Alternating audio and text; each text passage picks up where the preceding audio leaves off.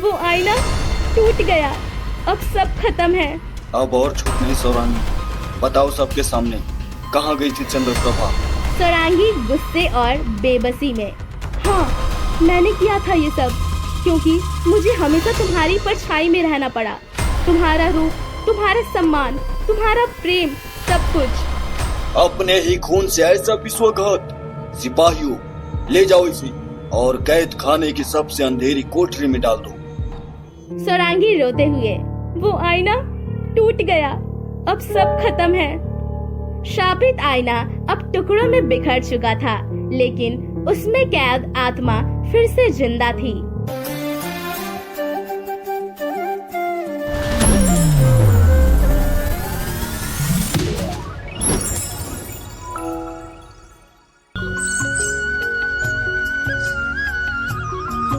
उत्तर दिशा में फैला विशाल, शांत और समृद्ध राज्य विप्रनगर।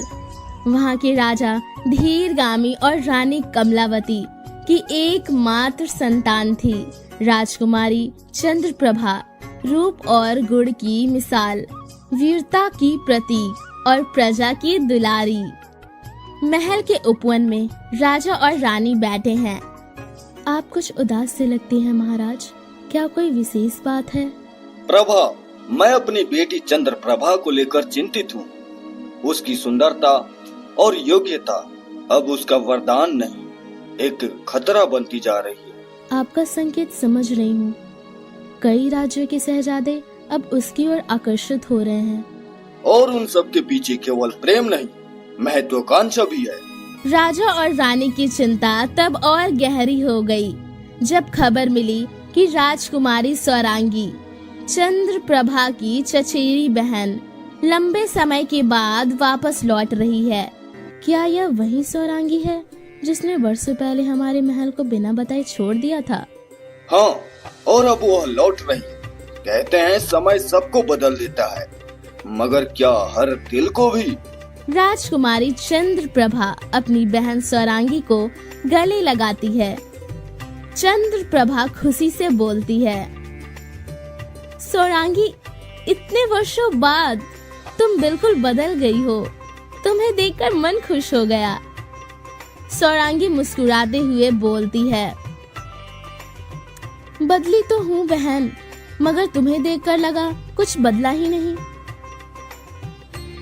दोनों बहनें कुछ ही दिनों में आसपास के राज्यों की सैर पर निकल जाती हैं।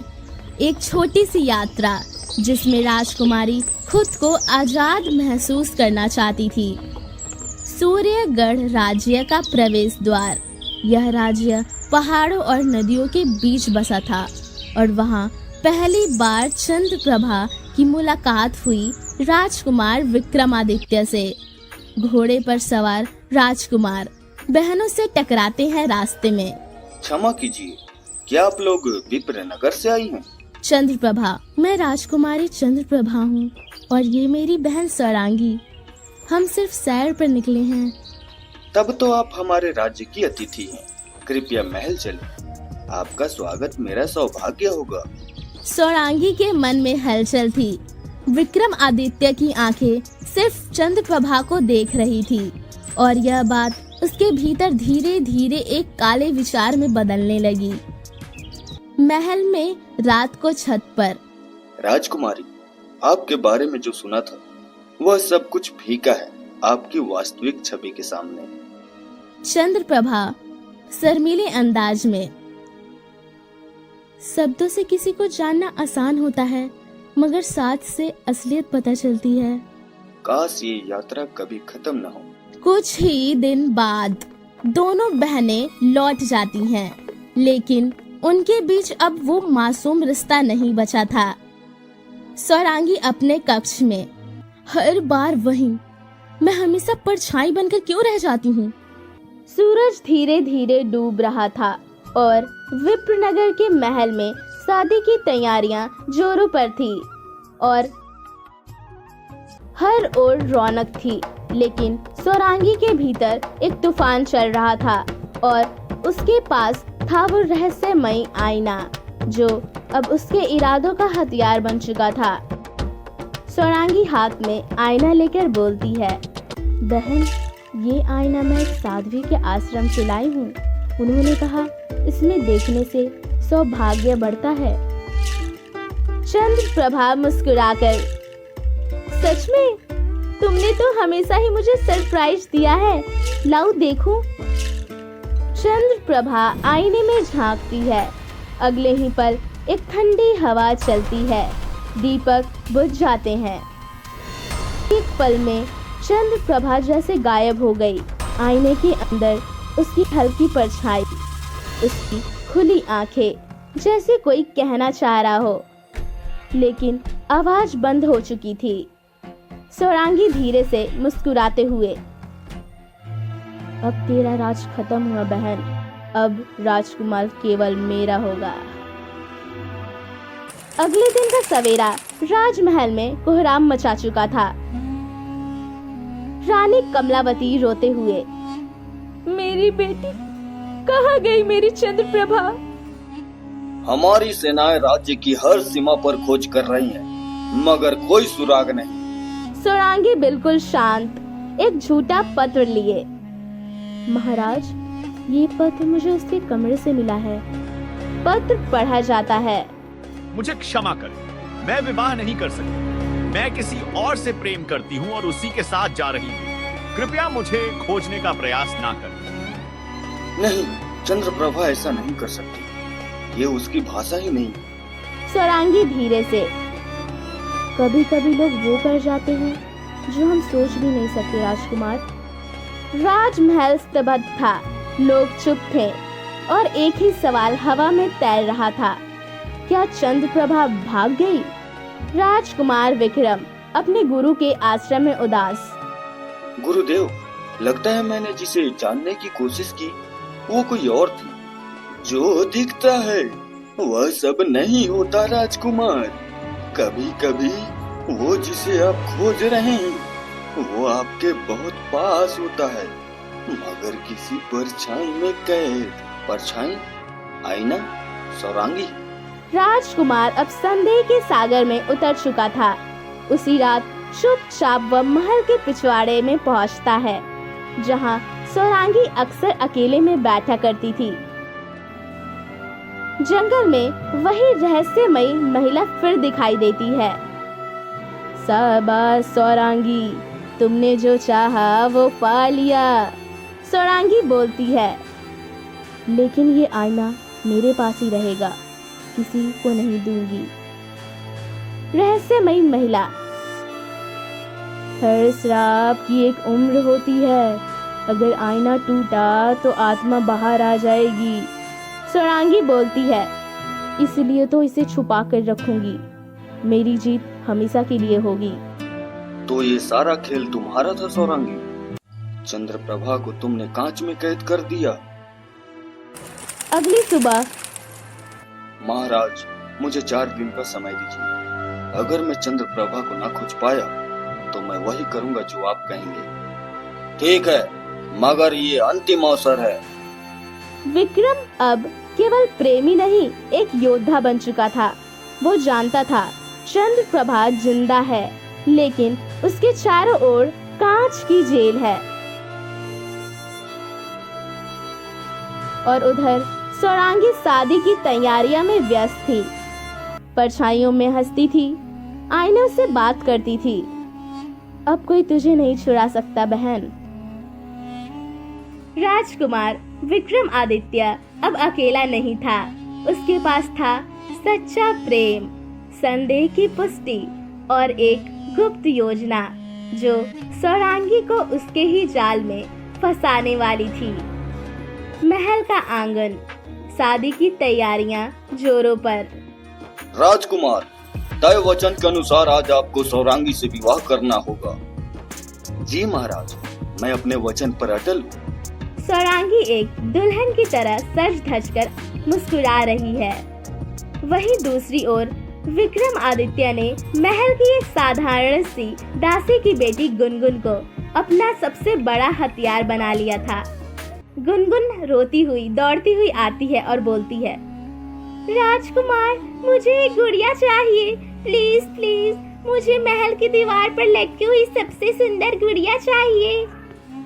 सौरांगी भड़क कर, ये क्या बेहूदी हरकत है, हटाओ इसे यहाँ से। नहीं सौरांगी, बच्चे की बात टालनी नहीं चाहिए। चलो गुनगुन, चलो मैं तुम्हें खुद वह गुड़िया देता हूँ।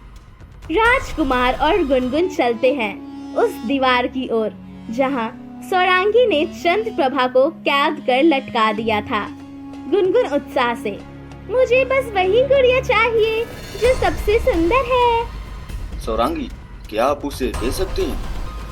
सौरांगी संभालते हुए, नहीं, वो मेरी प्रिय गुड़िया है, मैं नहीं दूंगी। क्यों, क्या उसमें कुछ खास है? सौरांगी झल्लाकर, क्योंकि वो सिर्फ मेरी है और मैं उसे किसी को नहीं दूंगी। गुनगुन गुड़िया खींचते हुए, मुझे चाहिए, बस चाहिए। खींचतान में गुड़िया के गले की माला खुल जाती है और उसी क्षण एक तेज रोशनी फैलती है। ठंडी हवा चारों ओर घूमने लगती है और गुड़िया की जगह खड़ी होती है राजकुमारी चंद्रप्रभा। सभी लोग स्तब्ध। राजा धीरगामी, रानी कमलावती आंख में आंसू लिए बोलती है, मेरी बच्ची तू जिंदा है। चंद्रप्रभा आंखें सौरांगी पर टिकाए, पूछिए इससे, इसने क्या किया। सौरांगी पीछे हटती है, लेकिन बहुत देर हो चुकी थी। चंद्रप्रभा, अब और झूठ नहीं सौरांगी, बताओ सबके सामने, कहाँ गई थी चंद्रप्रभा? सौरांगी गुस्से और बेबसी में, हाँ, मैंने किया था ये सब, क्योंकि मुझे हमेशा तुम्हारी परछाई में रहना पड़ा। तुम्हारा रूप, तुम्हारा सम्मान, तुम्हारा प्रेम, सब कुछ। अपने ही खून से ऐसा विश्वासघात! सिपाहियों, ले जाओ इसे और कैद खाने की सबसे अंधेरी कोठरी में डाल दो। सौरांगी रोते हुए, वो आईना टूट गया, अब सब खत्म है। शापित आईना अब टुकड़ों में बिखर चुका था, लेकिन उसमें कैद आत्मा फिर से जिंदा थी। राजकुमार विक्रम और राजकुमारी चंद्रप्रभा की शादी पूरे राज्य में धूमधाम से हुई। महल की छत पर झील के किनारे चंद्रप्रभा विक्रम से बोलती है, काश सब कुछ एक सपना होता। अगर यह सपना था तो अब हम हमेशा साथ जगेंगे। एक परछाई को उजाला मिला और छल को उसका अंजाम।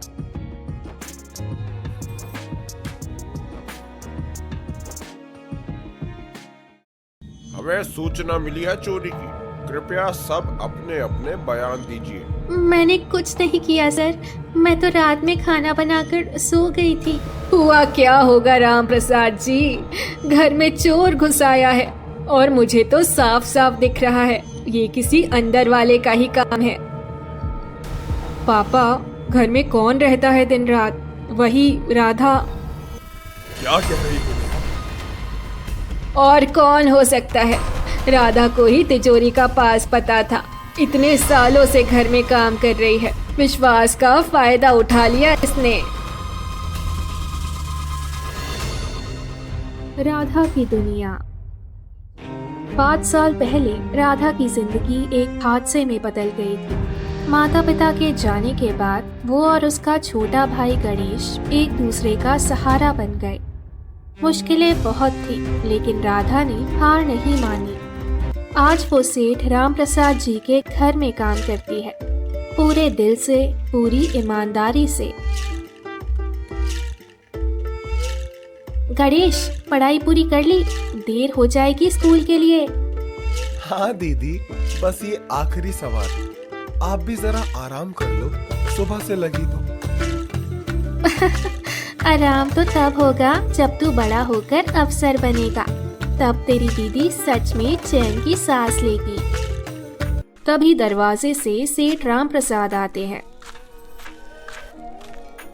अरे राधा बेटा, तुम तो हमारी लक्ष्मी हो। जिस दिन तुम नहीं आती, घर जैसे सूना लगता है।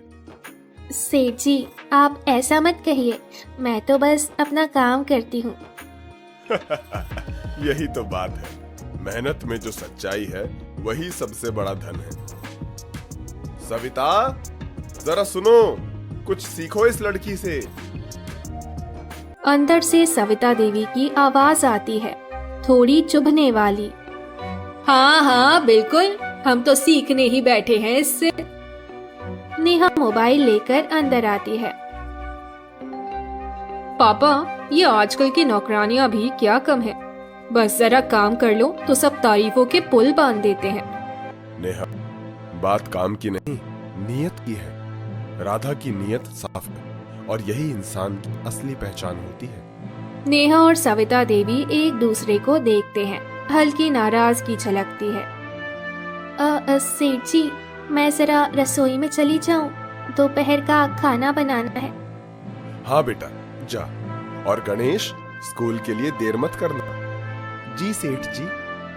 राधा नहीं जानती थी कि उसकी मेहनत और सादगी कुछ लोगों के दिलों में जलन की चिंगारी जला चुकी थी, लेकिन अभी के लिए उसकी दुनिया गणेश की मुस्कान और अपने काम की ईमानदारी तक सीमित थी। यही थी उसकी छोटी सी मगर उजली दुनिया। दिवाली नजदीक थी, हवेली में रोशनी और रंगों की बहार छा गई थी। राधा ने पूरे दिल से घर को सजाया जैसे ये उसका अपना घर हो। इस साल पहली बार उसने अपने और गणेश के लिए कुछ नया करने की ठानी थी। इस बार तो गणेश को नए कपड़े जरूर दिलाऊंगी और अपने लिए भी एक साड़ी। माँ होती तो कितनी खुश होती ना हमें यूं तैयार देखकर। दीदी, ये झालर तो टेढ़ी लग रही है, मैं सीधी कर दूं? तू सीधा करेगा या और बिगाड़ देगा? चल कुर्सी पकड़, मैं ऊपर से ठीक कर दूंगी। दोनों मिलकर झालर सीधी करते हैं। दीदी, इस बार तो पूरा घर चमक जाएगा, लेकिन तुम उससे भी ज्यादा चमकोगी। बस तू खुश रहे, वही मेरी दिवाली है। तभी सविता देवी की आवाज गूंजती है, थोड़ा तीखा स्वर। राधा, ये मिठाइयाँ देखी हैं? ध्यान रखना, नेहा के दोस्त आने वाले हैं, सब कुछ परफेक्ट होना चाहिए। जी मालकिन, सब कुछ तैयार है, बस दिए लगाने बाकी है। हाँ, वैसे भी अगर तुम ना होती तो हमारी दिवाली अधूरी रह जाती, है ना? सच में माँ, ये राधा तो अब घर की लक्ष्मी बन गई है। राधा चुप रहकर मुस्कुराती है, जवाब नहीं देती।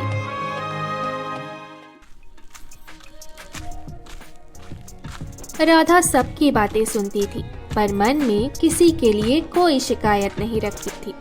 उसका सारा ध्यान अपने भाई और अपने कर्तव्य में था। उसे क्या पता था, आने वाली दिवाली सिर्फ दियों की नहीं, उसकी जिंदगी की सबसे बड़ी परीक्षा लेकर आने वाली थी।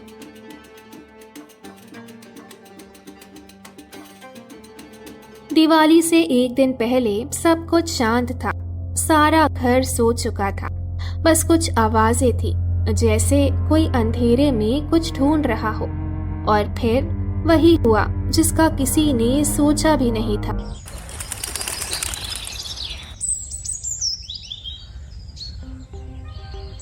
सुबह होते ही हलचल मच जाती है। क्या हुआ? क्या हुआ? क्या हुआ? ओ भगवान, तिजोरी खुली हुई है, सोने के गहने और पैसे सब गायब। क्या? सब गायब? लेकिन ये कैसे हुआ माँ? सेठ राम प्रसाद जल्दी से कमरे में आते हैं। क्या हुआ सविता, ये शोर शराबा क्यों है? हुआ क्या होगा राम प्रसाद जी, घर में चोर घुस आया है और मुझे तो साफ साफ दिख रहा है ये किसी अंदर वाले का ही काम है। पापा, घर में कौन रहता है दिन रात? वही राधा। क्या कह रही हो नेहा? और कौन हो सकता है, राधा को ही तिजोरी का पास पता था। इतने सालों से घर में काम कर रही है, विश्वास का फायदा उठा लिया इसने। अरे वही होगी, क्या बात है? सेठ जी, मुझ पर विश्वास कीजिए, मैंने कुछ नहीं किया। आप चाहे तो मेरे कमरे की तलाशी ले लीजिए। हमें तलाशी की जरूरत नहीं है राधा, सच तो तुम्हारे चेहरे पर लिखा है। राधा, तुम जानती हो हमने हमेशा तुम पर भरोसा किया है, लेकिन ये मामला बड़ा है, पुलिस को बुलाना पड़ेगा। हमें सूचना मिली है चोरी की। कृपया सब अपने अपने बयान दीजिए। मैंने कुछ नहीं किया सर, मैं तो रात में खाना बनाकर सो गई थी। ठीक है, कोई सबूत नहीं मिला है, पर अगली बार कुछ गलत हुआ तो सीधे थाने ले जाऊंगा। राधा की आंखों से आंसू रुक नहीं रहे थे। उसका दिल टूटा नहीं था, बिखर गया था। जिन पर उसने सबसे ज्यादा भरोसा किया था वही अब उस पर शक कर रहे थे। पर तभी एक छोटी सी आवाज ने उस अंधेरे में उम्मीद की किरण जला दी। गणेश आगे आता है, आंखों में गुस्सा और आंसू दोनों हैं। दीदी, तुम मत रो, मैं कसम खाता हूँ, मैं सच्चाई सबके सामने लाऊंगा। गणेश, कुछ मत कर, लोगों को जो सोचना है सोचने दे। नहीं दीदी, इस बार दिया मैं जलाऊंगा, अंधेरा नहीं जीतने दूंगा। अंधेरा घना था, लेकिन उस छोटे लड़के के इरादे में रोशनी थी।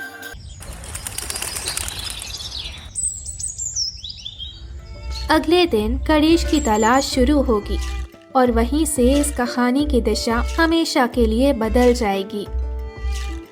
रात बीत चुकी थी, पर राधा की आंखों से नींद गायब थी। उसका भाई गणेश भी चुप था, लेकिन उसके मन में कुछ चल रहा था। वो जानता था कि दीदी झूठ नहीं बोल सकती, सच्चाई कहीं ना कहीं इस हवेली में ही छिपी थी। नेहा दीदी पिछले हफ्ते ही तो कह रही थी कि नया मोबाइल और गहने चाहिए। वो चुपचाप नेहा के कमरे के बाहर आता है। क्या ये नहीं, पर हो सकता है, बस एक नजर डालनी है दीदी के लिए। वो कमरे में झांकता है। ये तो वही गहनों का डिब्बा है जो सेठ जी की तिजोरी में था। वो जल्दी से मोबाइल निकालकर रिकॉर्डिंग शुरू करता है। अब सबूत मेरे पास है, दीदी का नाम साफ होगा। नेहा कमरे में प्रवेश करती है। गणेश, तुम मेरे कमरे में क्या कर रहे हो? सच्चाई ढूंढ रहा हूँ नेहा दीदी। आपके कमरे में सेठ जी के गहने क्या कर रहे थे? वो मैं बस मजाक में लाई थी, लौटाने वाली थी। लेकिन आपके मजाक ने मेरी दीदी को चोर बना दिया। अब ये वीडियो ही सच्चाई बताएगी। गणेश दौड़कर सेठ जी के पास पहुंचता है। सेठ जी, देखिए ये वीडियो, सच्चाई यही है, चोरी नेहा दीदी ने की है। सेठ जी वीडियो देखते हैं, चेहरे पर अविश्वास और फिर सदमा। नेहा, ये क्या है? नेहा रोने लगती है। माफ कर दो पापा, मैं बस गुस्से में थी, लौटाने वाली थी। राधा, हमने तुम्हें गलत समझा। हमने सच्चाई देखने में देर कर दी। राधा, हमें माफ कर दो बेटी। सच सामने था, राधा की बेगुनाही साबित हो चुकी थी। एक छोटे से बच्चे ने अपनी बहन के लिए अंधेरे में भी सच्चाई का दिया जलाया था। अब उस हवेली में सिर्फ दिवाली की नहीं, सच्चाई की रोशनी भी फैलने वाली थी। उस शाम हवेली सचमुच जगमगा उठी थी, लेकिन इस बार रोशनी सिर्फ दियों की नहीं थी, दिलों में भी उजाला था। सेठ राम प्रसाद जी ने सबके सामने राधा और गणेश को बुलाया।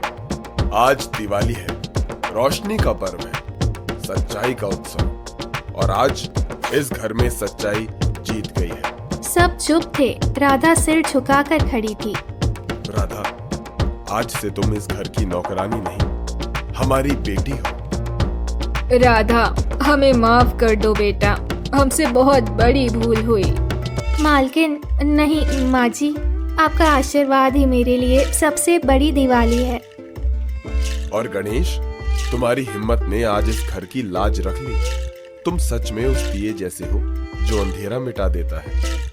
सेठ जी, अब तो सच में हमारी दिवाली बन गई। सेठ जी मुस्कुराकर गणेश के सिर पर हाथ रखते हैं। राधा आसमान की ओर देखती है, हल्की मुस्कान के साथ। देखो माँ, पापा, आज तुम्हारी बेटी पर फिर से उजाला छा गया है। गणेश पास आकर उसका हाथ पकड़ता है। और वो उजाला अब कभी नहीं बुझेगा दीदी। चारों ओर दिए जल रहे थे, लेकिन सबसे ज्यादा रोशनी थी उन दो दिलों में जिन्होंने अंधेरे में भी उम्मीद का दिया जलाए रखा था।